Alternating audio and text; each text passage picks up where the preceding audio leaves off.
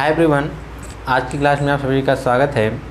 आज की इस क्लास में हम क्लास 10 की फिजिक्स का फर्स्ट लेसन कर रहे हैं, जिसमें से फर्स्ट लेसन प्रकाश का परावर्तन तथा अपवर्तन से हम लोग बहुत सी टॉपिक क्लियर कर चुके हैं, जैसे प्रकाश का परावर्तन, दर्पण, दर्पण से प्रतिबिंबों का बनना, ये सब टॉपिक हम लोग क्या किए कवर कर चुके हैं। अब हमारा जो अगला टॉपिक आएगा वह है प्रकाश का अपवर्तन। अगर प्रकाश का परावर्तन व दर्पण संबंधित आप वीडियोज नहीं देखे हैं तो आप ज़रूर डिस्क्रिप्शन बॉक्स में जाइएगा, वहाँ पे आपको साइंस क्लास 10 की प्लेलिस्ट मिल जाएगी, जिसमें सभी वीडियो आपको क्रमवाइज मिल जाएगी। वहाँ से आप लोग ज़रूर देख लीजिएगा, फिर उसके बाद ये चीज़ें आपको अच्छे से समझने में बहुत आसानी होगी। तो आइए अब हम देखते हैं, अगला टॉपिक हमारा है प्रकाश का अपवर्तन।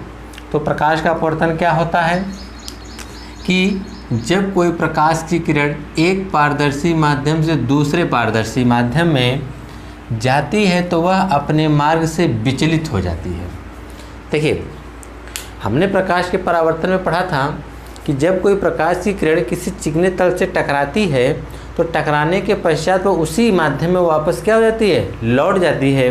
लेकिन अपवर्तन में क्या होता है कि वह एक माध्यम से दूसरे माध्यम में जा रही है, लेकिन जब दूसरे माध्यम में वह प्रवेश कर रही है तो उसकी दिशा क्या हो जा रही है, बदल जा रही है, यानी वह अपने मार्ग से क्या हो जा रही है, विचलित हो जा रही है। कहने का मतलब क्या है कि जब कोई प्रकाश किरण एक माध्यम से दूसरे माध्यम देखिए यहाँ पर दो आपके माध्यम दिए गए हैं, एक आपका विरल माध्यम है, दूसरा आपका कौन सा है, सघन माध्यम है। इसमें आपको दो चित्र बताया गया है और दोनों में क्या क्या कंडीशन है अभी हम आपको इसको बता रहे हैं।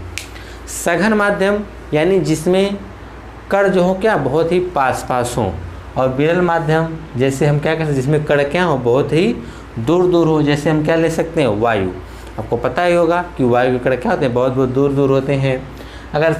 लेकिन हाँ, जो हमारा माध्यम होना चाहिए वो पारदर्शी होना चाहिए।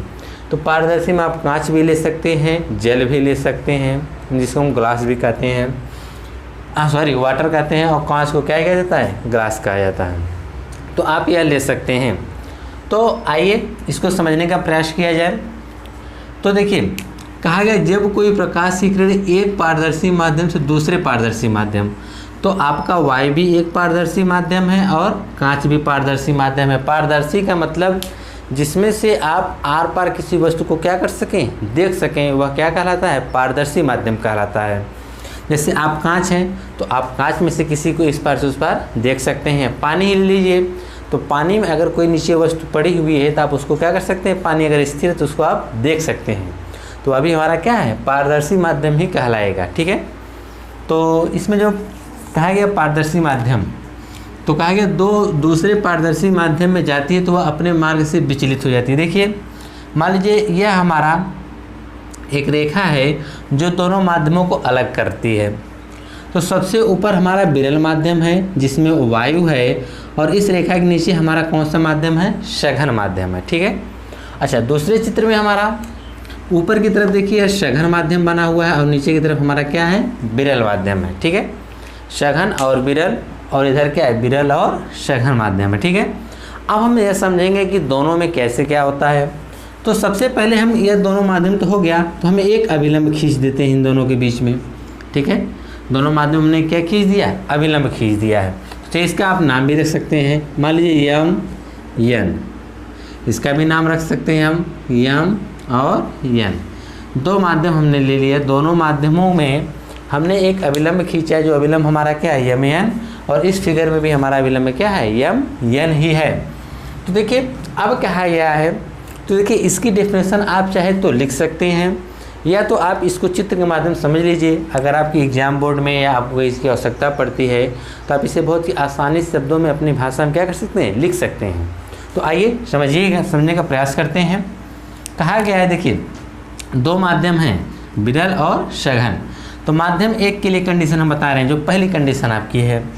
देखिए, जब कोई प्रकाश की किरण किसी एक माध्यम से दूसरे माध्यम में जाती है, जो आने वाली किरणें होती है उसको हम क्या कहते हैं, आपतित किरण, और जैसे ही वह दूसरे माध्यम में प्रवेश करती है उसको हम क्या कहते हैं, अपवर्तित किरण कहते हैं। कौन सी किरण कहते हैं, अपवर्तित, यानी आने वाली किरण को हम क्या कहते हैं, आपतित किरण, अगर वह, जैसे हम लोग परावर्तन में क्या पढ़े थे, वह यहीं से आने वाली दर्पण हुआ करता था, दर्पण से टकराकर उसी माध्यम में परावर्तित हो जाती थी, इसलिए उसको हम क्या कहते थे, परावर्तित किरण कहा जाते थे। लेकिन इसमें क्या हो रही है, अपवर्तित हो रही है। ठीक है, यानी यह जो आती है प्रकाश से उसको हम अपवर्तित किरण कहेंगे, और इस माध्यम में जब जैसे वह दूसरे माध्यम में प्रवेश करेगी उस माध्यम को, उस किरण को हम क्या कहेंगे, अपवर्तित किरण कहेंगे। आप तो यह चीज़ समझ चुके होंगे। अविलंब जो दोनों माध्यमों के ठीक बीच में डाला गया है। ठीक, आपतित किरण जो प्रकाश किरण हम दोनों माध्यमों के बीच में क्या कर रहे हैं, भेज रहे हैं। जो आती है प्रकाश की किरण उसको हम क्या कहते हैं, आपतित किरण। तो आप आपतित किरण भी क्या हो गए, समझ चुके हैं। तो जैसे वह दूसरे माध्यम में प्रवेश करती है उसको हम क्या कहते हैं, अपवर्तित किरण कहते हैं। आप यह भी समझ चुके हैं। और यहाँ पे विरल माध्यम लिखा गया है, यानी जो यह रेखा इसके ऊपर का जो है जिसमें वायु हो उसको हम क्या कहते हैं, विरल माध्यम। और उसके नीचे जो हमारा क्या है, सघन माध्यम, जिसको मैंने क्या ले रखा है, कांच ले रखा है। ठीक है, अब कोई प्रकाश की किरण यहाँ से आती है, ऐसे जैसे ही यहाँ से आने के बाद ऐसे दूसरे माध्यम प्रवेश करती है तो वह अपने मार्ग से विचलित हो जाती है। अगर उसको देखिए, अगर इसमें उसको ऐसे सीधे जाना चाहिए था, लेकिन वो सीधे नहीं जाकर क्या हो जा रही है, यह अभिलंब की तरफ क्या हो जा रही है, झुक जा रही है। क्या हो जा रही है, झुक जा रही है। और जिसकी वजह से इसकी दिशा और वेग भी क्या हो गया, परिवर्तित हो गया। अब देखिए, विरल माध्यम से जब सघन माध्यम में आएगा तो वेग जो होता है इसका कम हो जाएगा। वेग क्या होगा, कम होगा, और दिशा भी क्या होगी, बदल जाएगी। तो फिर से समझने का प्रयास करिएगा। कहेंगे हम, जब कोई प्रकाश की किरण एक माध्यम से दूसरे माध्यम में जाती है, जब यह भी कह सकते हैं, जब कोई प्रकाश की किरण विरल माध्यम से सघन माध्यम में जाती है, विरल माध्यम से सघन माध्यम में जाती है तो वह अपने मार्ग से क्या हो जाती है, विचलित हो जाती है। और अपने मार्ग से क्या हो जाती है, विचलित हो जाती है।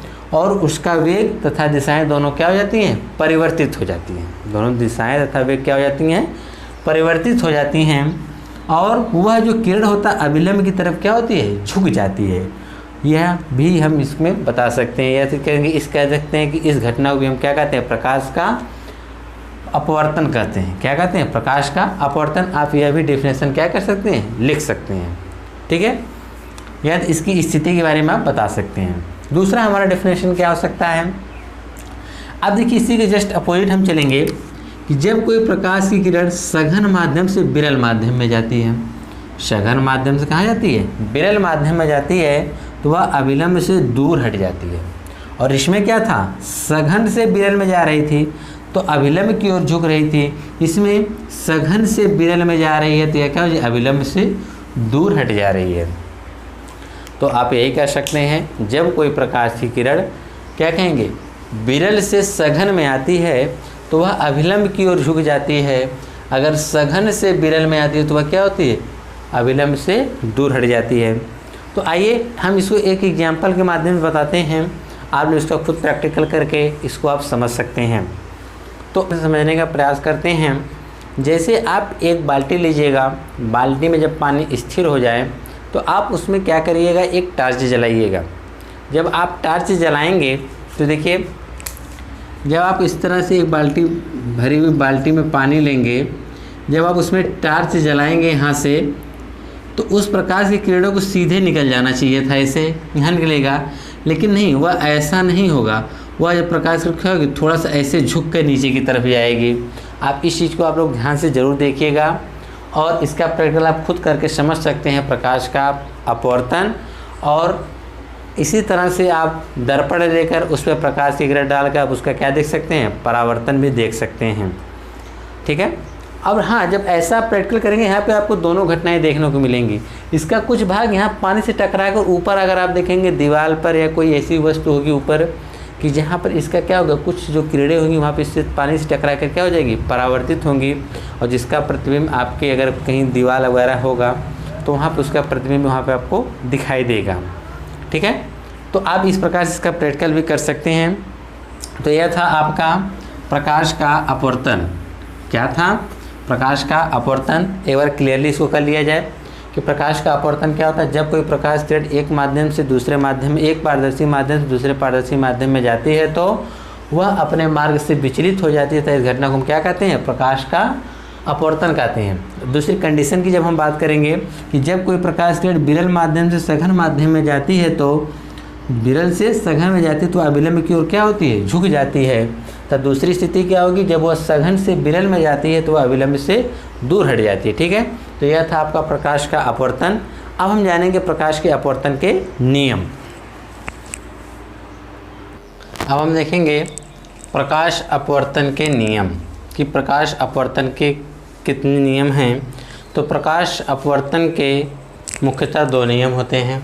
प्रकाश अपवर्तन कितने नियम होते हैं, 2 नियम होते हैं।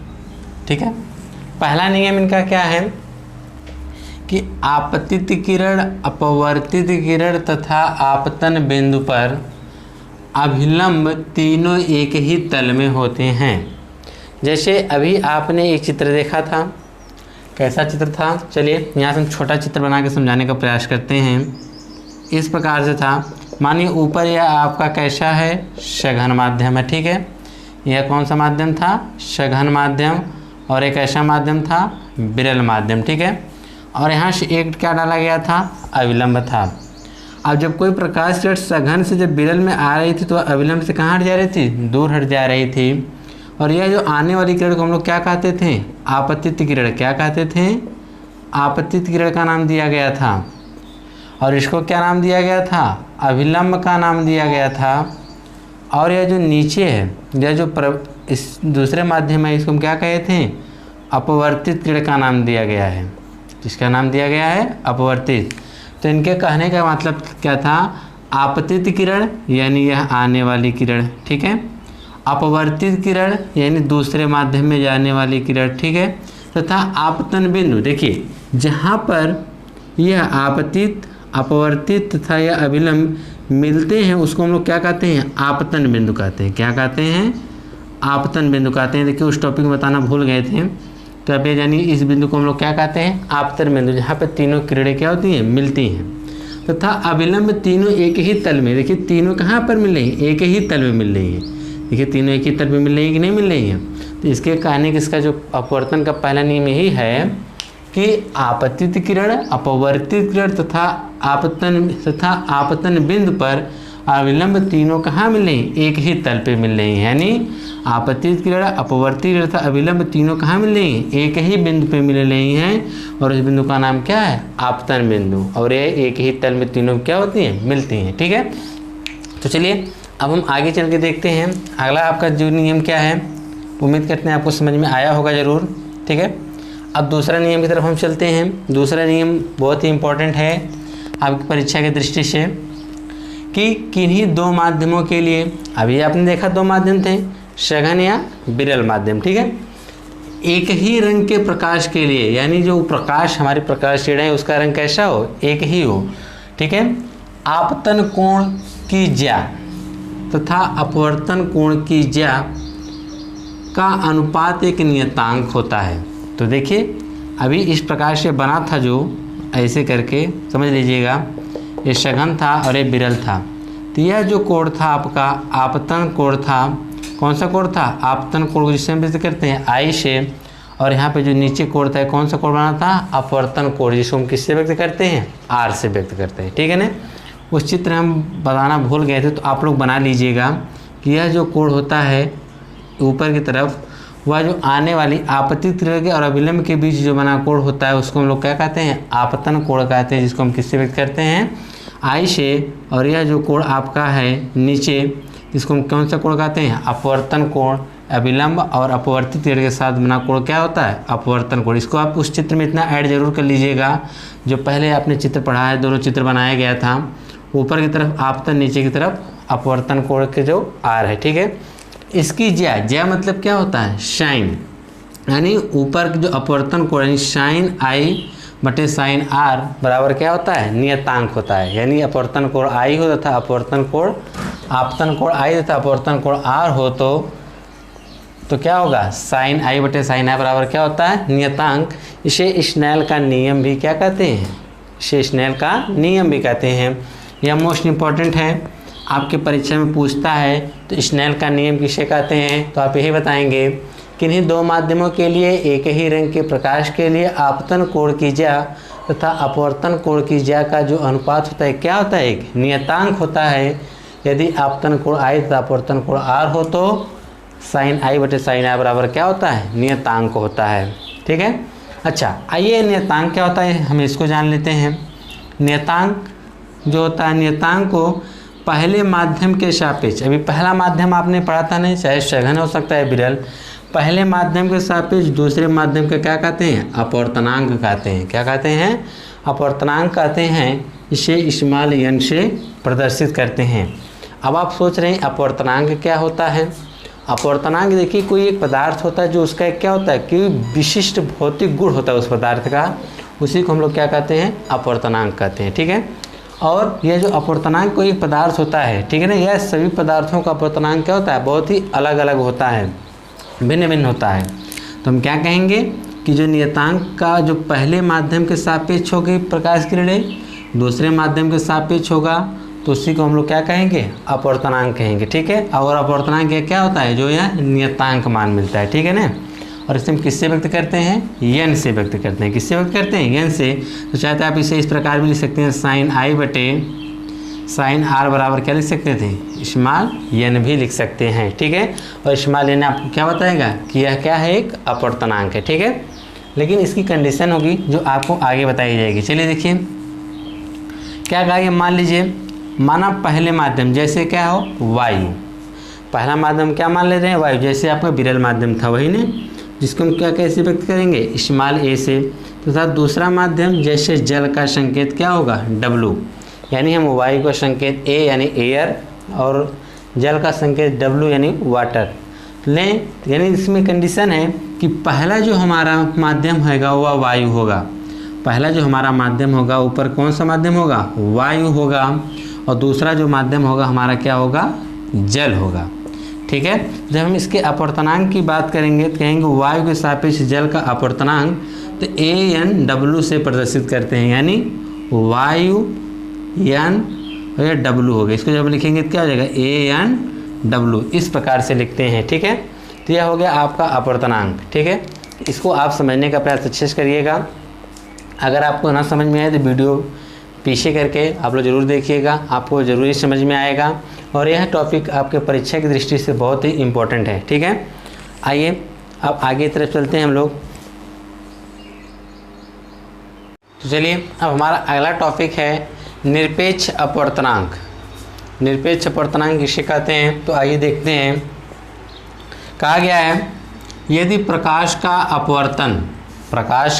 अपवर्तन निर्वात से किसी अन्य माध्यम में होता है, जो प्रकाश का अपवर्तन अभी आपने देखा कि सघन से विरल में हो रहा था, विरल से सघन में हो रहा था, लेकिन यह निरपेक्ष अपवर्तनांक क्या होता है, इसमें जो अपवर्तनांक होना चाहिए वह निर्वात से होना चाहिए। कहाँ से होना चाहिए, निर्वात से किसी अन्य माध्यम में होना चाहिए। तो आपतन कोण की ज्या, आपको पता है आपतन कोण क्या होता है, अभिलंब और आपतित किरण के बीच बना कोण क्या होता है, आपतन कोण। तो आपतन कोण की ज्या तथा अपवर्तन कोण की ज्या, अपवर्तन कोण यानी आपतित किरण और अभिलंब के बीच बना कोण, अपवर्तन कोण की ज्या के अनुपात को उस माध्यम का निरपेक्ष अपवर्तनांक कहते हैं। इसे स्मॉल n से प्रदर्शित करते हैं।